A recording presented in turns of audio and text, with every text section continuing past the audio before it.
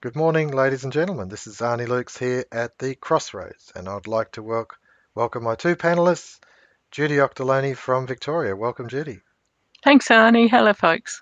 No worries. And Beata Luks from Adelaide, South Australia. Welcome, Beata. Good morning, all. No worries. Now, I'm just going to clear the screen and cut across to some articles, which is going to lay the groundwork for today's forum. And the first article is in regard to this young fellow here who's obviously in a state of distress and all the stupid people out there destroying the environment. And I'm thinking, well, okay, that's interesting that this young person has this point of view, and I wonder who gave him that point of view. And then in regard to this is National Geographic, and these picture of young people there, and they are representing essentially young people collectively, if you like, who are suing the US government that they have a right to a stable environment, and I think that's an interesting perspective that they have a right to a stable climate. Look, a right to a stable climate up there. They're actually suing their government to say that they have that right, and the government can actually do something about it. Now, this article here, Sydney Morning Herald, shows a picture. You can't see it well there, but in this one you can, of an emaciated bear. This heartbreaking video of showing this distressed bear and how sad it is to see it. And of course, it's played with emotional music and everything else. And the date for this particular article, let's get to it, is December 2017. So we're looking at 18 months ago. The next article I'll bring up is that this is in regard to an article here at Climate Depot that there's been a predicted decline, but in actual fact, there's been a significant increase in the number of polar bears. And this was the Polar Bear Report 2018, and there it is there. You can have a look at it. So in one, you've got the emaciated bear, and the other article, not long after, says that we've got record numbers. And we continue on. This is the NBC News about climate grief, and obviously there's firestorms there, and so they're presenting visually that the firestorms are an actual outworking of climate change. And then finally, should we even be having children in this age of climate change?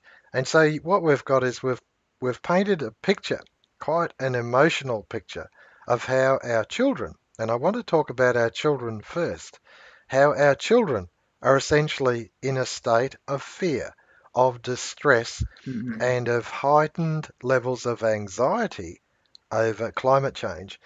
Now, I'll just put it to you ladies and to the audience, if I was a horror movie buff, and my regular diet of horror movies, and if you like, throw violent movies in there as well, if I was exposing my children to something like that, and then they went to school and were in a state of heightened anxiety, I am sure teachers would be complaining that it was a form of child abuse.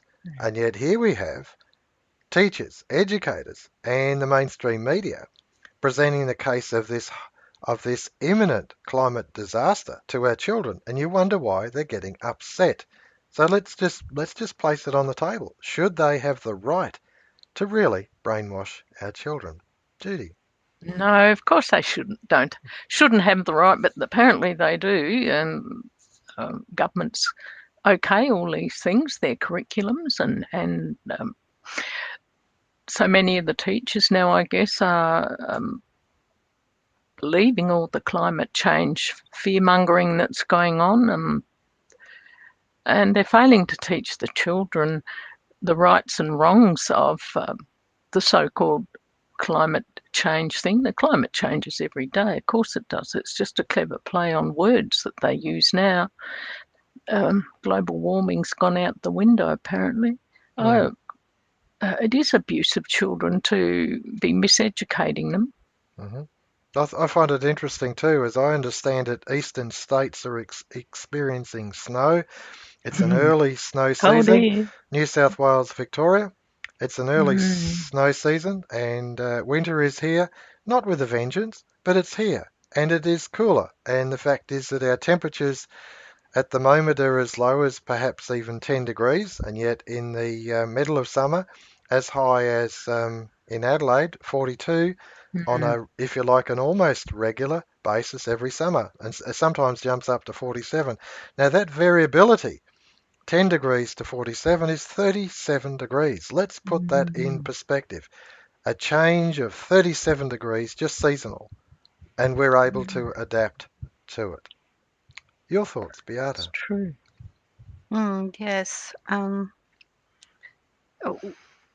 Since the election is over, it seems that another war has started, and this war is on climate. Obviously, everyone is dreading what the new prime minister will do or won't do in that case, because that's what we need to do nothing. And if the young distressed person is distressed and seriously thinks about it, they have to turn to themselves and answer that question. What are the stupid people doing? Okay, young person, what have you got on your feet? Is it plastic shoes? What are you wearing to your sport? Is it plastic Genzi and plastic shorts? What are your toys? Is everything plastic in your room? And so on. Are you forever drinking from the plastic bottle and from tins? And is it full of aspartame? I just raise my case here. I think that's rest my case here because if everyone is stupid, everyone needs to look at themselves first. I think that's a very valid point, Beata, and I'll give a heads up to the audience, if you like, about the second part of this forum, and that is, are we going to actually achieve anything by handing power to a central bureaucracy to manage this climate change? And of course, handing power is through higher taxation, through higher charges, higher fees, higher costs, higher electricity costs, higher energy costs. And then, of course, if you happen to use processed products, anything that's plastic or whatever, anything that may have hydrocarbons or chemicals in it, then will there be a penalty, a premium, a greater tax? And so what you're actually doing is you're punishing your own self, your own spending power. Whereas if you started making these decisions by yourself, I believe you would have a greater effect. You don't need a police state in order to be responsible with the environment. What you need to do is start making some decisions yourself. Judy. You're right, Annie. It's an individual thing, isn't it? If we wish to do something about the environment and the amount of plastic out there that goes out in the recycling bin every week, for some people is horrific. And there was a picture in the Australian today, I think, of a massive pile of plastic, and we've been sending apparently plastic overseas to be recycled, and apparently not all of it is recyclable. That's where we can, as consumers, we can make a change. We can refuse to buy anything wrapped in plastic. That's not always easy, I know, but we can start the change within ourselves and concentrate on that instead of stressing about a climate that changes all the time, and if it warms up, it's a jolly sight better than it is here today. It's jolly cold here today. That's exactly right. I agree, Judy, that to me the answer lies within the individual, and handing more power to government and to bureaucracy, I don't believe is the answer. It comes back to, okay, you look at, as Beata said, you look at the fibres of the clothes that you wear, and you look at the if you like, are you choosing the latest this and the latest that? All of that is consumerism. It's gross materialism, and that, if anything, is feeding the pollutants that are in the world more vigorously than anything else. You change your car because you don't like the colour, or you don't like this, or someone's got a new model. It all comes into it, changing your houses. I mean, there was a time when people would live in a house for their entire life, and even generational, that this is my parents' home, this was my grandparents' home, and yet on average now it's less than 7 years people are changing their houses. And so it's disposable everything.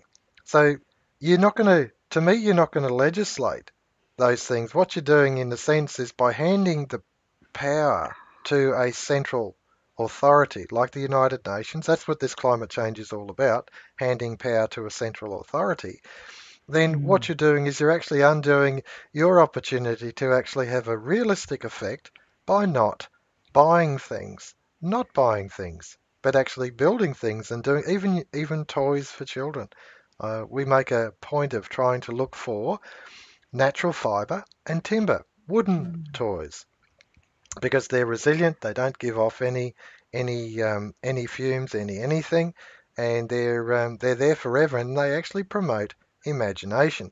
My grandsons, I've watched them. It's interesting. They play with a block of wood, and it can be a car, a train, a bus, a boat, whatever, a block of wood. But if you give them a bus or a train or a boat or a car in a plastic, there's no real imagination to the same degree. And so they're actually losing the ability to imagine. And I think that's an undoing of their personal development. Beata. Mm. I remember meeting a lady in 90s sometime, who was involved in the green movement, and she left them in disgust because of the infighting and bringing of all those ideas that were fairly ridiculous and so on. And that happened to many people. On the other hand, it's easy to fish among the young and recruit more, of course. Hmm. And the school grant is a perfect place. You probably remember when the children at every school were being encouraged to grow their own vegetable garden, Hmm. to teach them something. So that was a good thing in itself, providing that you keep it up and and and give it enough time and children start to enjoy it. And then there were other good ideas. That was, for example, not bringing a plastic bottle of juice to school every day, plus plastic container of, let's say, sliced cheese, plus plastic container of crackers, plus multiply that by the number of students, and it's hair-raising thing. Hmm. So what has happened to a good old times when there were few moms in the kitchen in the school cooking a cup of soup for the children and so on? Wouldn't that be a more reasonable outcome for everyone? Hmm. So you can multiply those things by 100. Hmm. Yet everyone is going with the, oh, I wouldn't do that. I'm a good, really, what do you call it? Recycler. I've got bins for everything. Hmm. Yes, of course, you can train people. You can train people to recycle, yet still they do not really think when they purchasing. Hmm. There was a good experiment in Japan. They started recycling everything. The Japanese are very clever. They don't waste. So they would have bins in designated places for every little bit of whatever recyclable material there is. Blue glass, brown glass, white glass, tins, and I don't know, skewers probably, and chopsticks.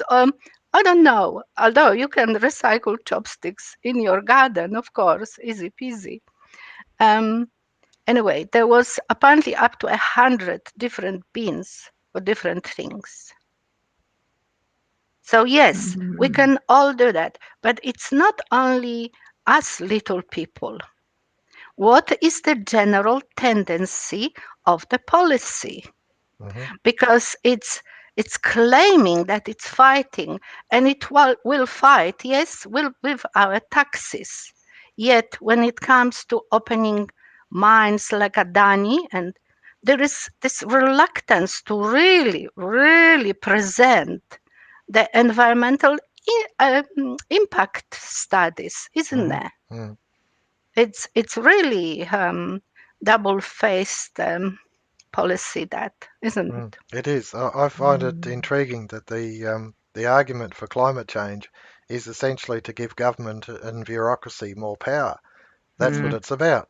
That's the Mm. end objective. Now we've got the, if you like, the environmentalist movement. I call them the Greens, and you realise that, of course, they're collectivists. They're cultural Marxists. That's what this is all about.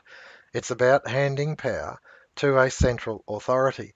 And I don't know that people actually take that into account, because you've got to consider that the individual is subject to such a barrage of not only the children, the brainwashing, but also the TV.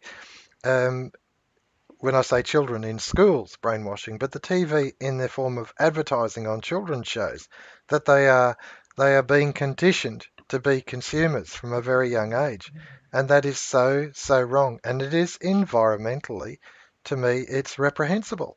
Yes. And Mm. so you've got this inconsistency of industry is pursuing marketing, pursuing people to turn them into consumers from a very early age, and it's all about consumption, consumption, consumption. Banks are Mm. so readily out there handing out plastic cards to anyone and everyone who wants Yeah. one to indebt them. And of course, education is the same, indebted. They have no choice but to get onto the bandwagon of industry, of a worker. And then, of course, once you're a worker, you want to reward yourself, so you're going to start consuming and consuming and consuming. And I've seen it with generations that they're just locked into it. In schools, there was a time when you did look after the gardens, and I note in Steiner Stream schools, Waldorf schools, that they tend to have gardens and chickens and rabbits and things like that, bees, things like that. They look after, they engage with nature.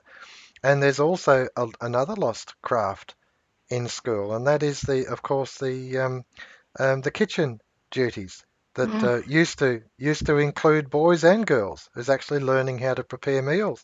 And Mm. nowadays, as you say, it's all plastic wrapped and everything. And then there was also other domestic duties such as sewing and knitting and other types of needle craft, which to me are sadly lacking. And yet, what they do is they actually give a self-reliance to the students, to the participants, boys or girls, makes no difference. I've seen some Mm. good knitters who were male, Yes. and crocheters. I mean, it's, to me, crochet, what a lovely craft, what a lovely Mm. art.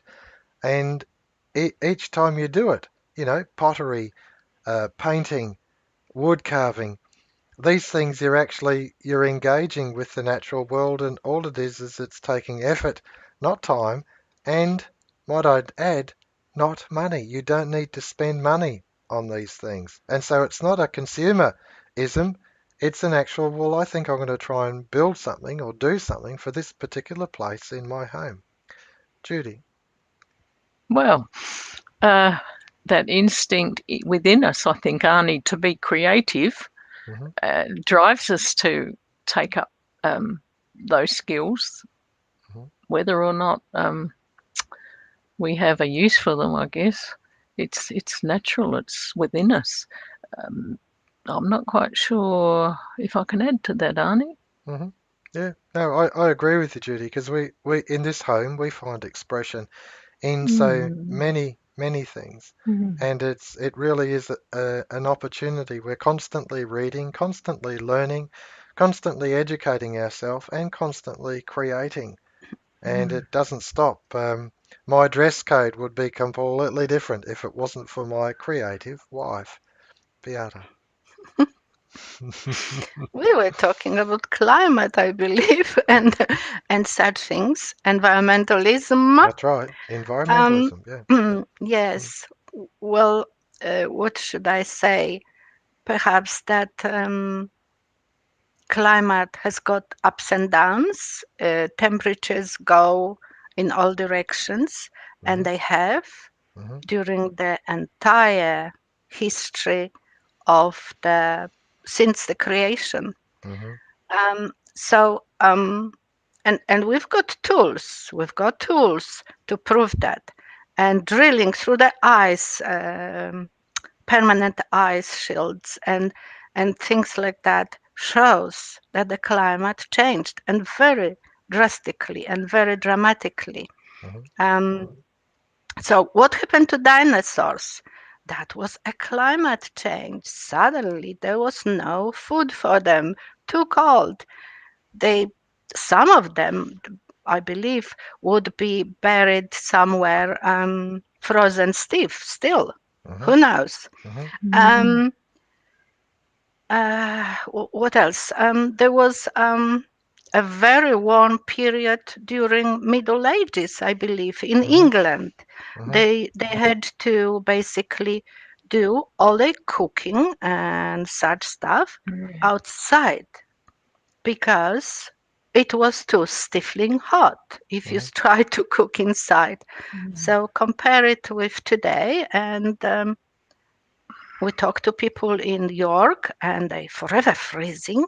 Um, not at this, not this month in particular, but you know what I mean. mm-hmm, Um, so there is no way we can influence zero point Oh. 0.02% of is it CO2 in any way. This mm-hmm, is our emissions. mm-hmm, This is ridiculous. mm. I think it's I think you've taken us into an interesting area, Beata, and that is that the only thing we can do is as individuals we can do things and not be as rampant consumers. But at the same time, adaptation to any variability of today. We've got a jumper on and we've adapted to a cooler climate. And if it's warmer tomorrow, well, perhaps the jumper can come off. It's that simple. The question is pollution, is the pollution of the environment a valid argument? And I believe it is. Mm. I believe it is. And I believe that that is the area that we should be concentrating on, not whether we have to put a jumper on or take a jumper off. And to me, that's a form of indoctrination which our children are being subject to. Mm. And the fact is, if they're in a state of heightened anxiety, how dare how dare the teachers do that to our That's right. children? How dare they abuse our children over this issue? You Mm. don't send children to horror movies or to war zones. You don't do that. You protect them. You educate them so that you actually cause them to think and work things through. And yet our educators are indoctrinating our children. They're abusing our children on this issue. And they have no right to do that. And that to me is what we should be looking at. And as far as handing power to a world authority through higher taxation and higher fees and charges for energy, is that really the answer? Or does the answer come back to no, we've got to come back to the individual. We've got to come back to a policy of freedom, not totalitarianism. And I think that we've actually covered some particularly good ground today. And so I'll call for closing comments. Judy. Well, Arnie, I think children are confusing the environment with so-called global warming / climate change. It's one big confusion going on in their heads. Hmm. They're connecting it somehow. It's an appalling situation for them. It's very stressful. Hmm. They have their whole lives ahead of them, in spite of the fact that they think we're not going to be around long. They have a long time ahead of them, and I just shudder I know what you can do on a personal scale to talk to children about the climate change deceit that they're being informed of. On a personal note, that's probably the best we can do at the moment. I fear for their stability, stressing about something that they're being used, of course, aren't That's they? right. They're being used. Yeah. I call it abuse. I call it It's abuse. horrible, terrible abuse. Mm.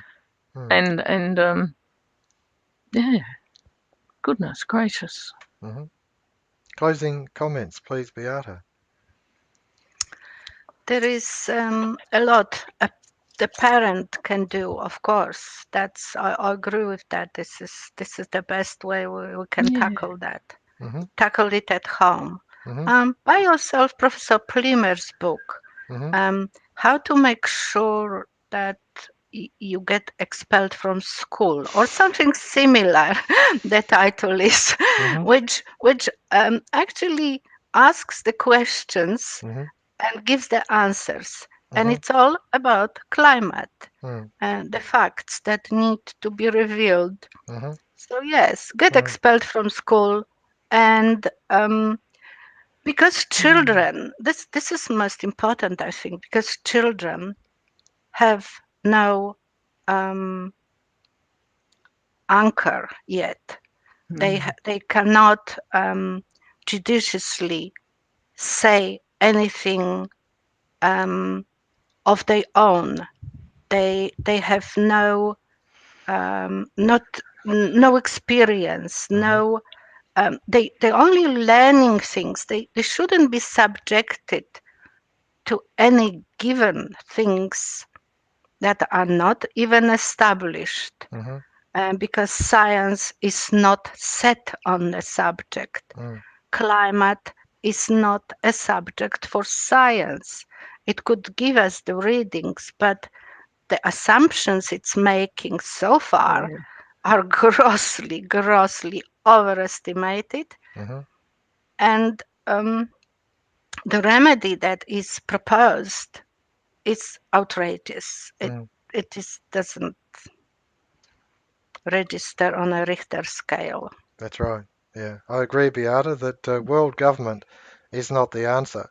And if you want to be responsible, a responsible environmentalist, then start at home and look at the clothes that you wear, the food that you eat, the liquids that you drink, the toys that you play with, the shoes that you wear, the car that you drive, all these things.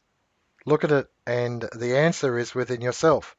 It's not it's not by handing power to a world authority, a totalitarian world dictatorship. And that's where the environmental movement is taking this whole climate change. That's what it's about through the United Nations. Yes. Yeah. This is Arnis Luks, and ladies at the Crossroads. Thank you so much for joining me.